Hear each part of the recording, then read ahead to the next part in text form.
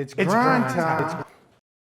Now, are you a go-getter, highly educated, financially free, maybe extremely disciplined, exceptionally lucky, super gifted or talented? Well, if not, don't panic. Most people aren't, neither am I. But in this short video, I'm going to share my #1 tip how the average person can inspire your own aspirations. That's right, inspire your own aspirations, passions, and or goals despite not possessing any or many of those attributes. Now, before we get started, let's make a deal. Not only am I going to give you this foolproof tip, I am also going to give you a personal example. Now, if you never heard this strategy before and you find value in it, all I ask is you like and share this video. In addition, in the middle of this video, I will tell you how you can win my very first giveaway prize, this Vilta M 3-axis gimbal stabilizer. Now, my name is Mr. Wise, but it don't take a genius to see this is only my second posting with just a handful of subscribers, which means your chances of winning this prize is fairly high. So pay attention. Now, today I have many passions. However, this specific passion was the one that tied them all together. See, my first passion I acquired as a young boy was writing raps and poetry.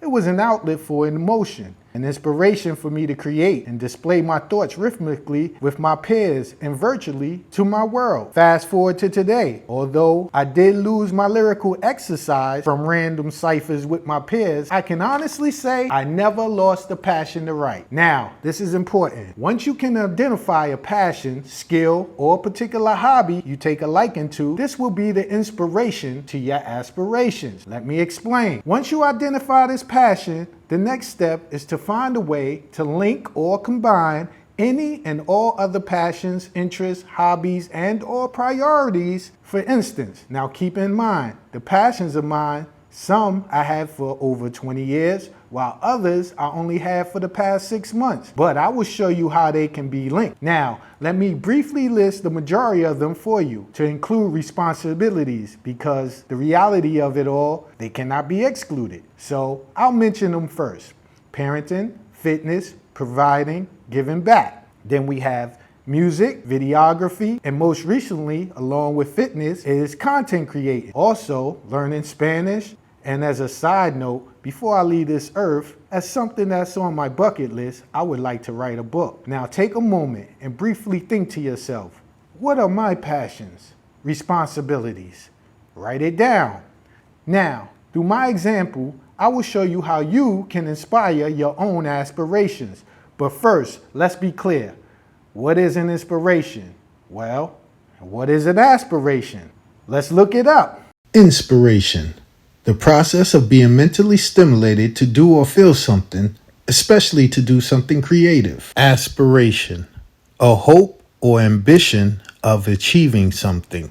Now, this is important because we all know not only can you gain inspiration, you can also lose it. We do it all the time. So you could gain aspiration, you can also lose it. And at some point, you usually will, especially if you are not that go-getter, extremely disciplined, super talented, etc., etc. But that's where I, Mr. Wise, figured out this tip. Linking or combining these passions, goals, and interests is essential for us average folks. In addition, when you pinpoint your main passion, in many cases, it will evolve or create other genuine interests. Now, I need you to understand, your passion may or may not be your primary talent or skill, and vice versa. So it is up to you to take either your primary passion or primary skill and explore what commonalities they have with other passions and skills. Keep in mind, it's very much possible that one of your lesser skills may have more relativity with the majority of the others. In that case, you want to focus on that one. Now, the purpose and what makes this method work is whenever your inspiration, focus, or simply lack of ability to work on that skill takes a dip, You will always have an attached passion to build on during those dips. Therefore, still simultaneously investing in the grand scheme of things. For instance, my passion to write eventually, through music videos, built a passion to film, which led to my passion to edit. Also, my passion to travel, which came later. I linked it with the others to support my passion to film the trips, which gave me content to support my editing. But I know what you're thinking. Well, Mr. Wise, those directly correlate. This is true, but remember, that's because one led to the other, which inspired each other. However, let's look at giving back. That has no natural correlation to writing or other passions, but I managed to link them. Here's an example. Fitness has no natural correlation, but I found a way to combine it with others. For example, when I was in church, I was a faithful tither before even video creating existed. Also, when I ran a daycare with my ex-wife, we found a way to give back, free childcare during holidays. This is before I even owned a camera. When I started my Food for Thought campaign, which was after the videography, I found a way to combine it with other passions. Point is, there has been many times where I took dips in one passion or another, but I ultimately had others to reinforce it during those dips. In fact, even this YouTube channel is a byproduct of the other passions. And although it may not necessarily be lucrative, it helps inspire the other passion. It keeps them active and relative.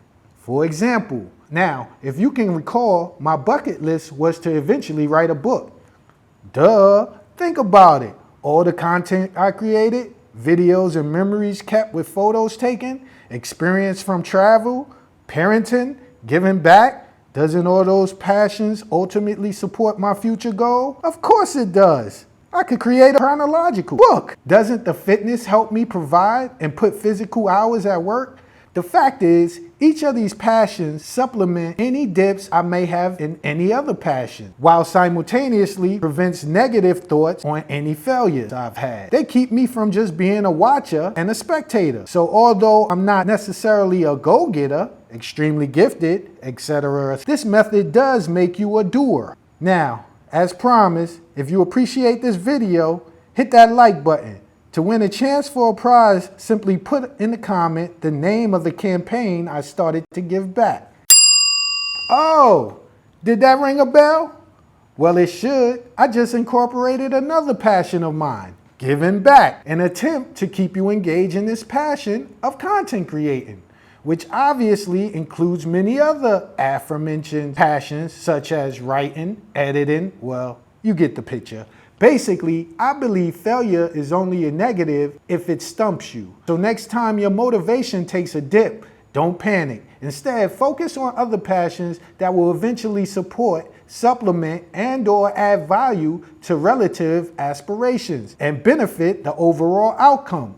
But at the very least, keep you productive and optimistic. Now, in conclusion, I'd like to take this time to tell you what you can expect in future videos. Well, as a travel and lifestyle channel, I will have my Food for Thought segments, which will be focused on motivational content, community service, and educational tips. There will be my Passport Gang segments, which will focus on travel tips and personal experiences. I will have my Father and Son Adventures, which will deal with parenting as a single dad. And finally, there will be some creative content, which will include music and content creative things. My first video is right here if you haven't seen. Also, if you find it difficult to link or combine your passions, feel free to put them in the comment section and I will try to assist. Don't forget to hit that like button and share. I will announce the winner of the prize at the end of my next posting. So remember, to be eligible for that prize, all you have to do is tell me the name of the campaign I run. Have a nice day.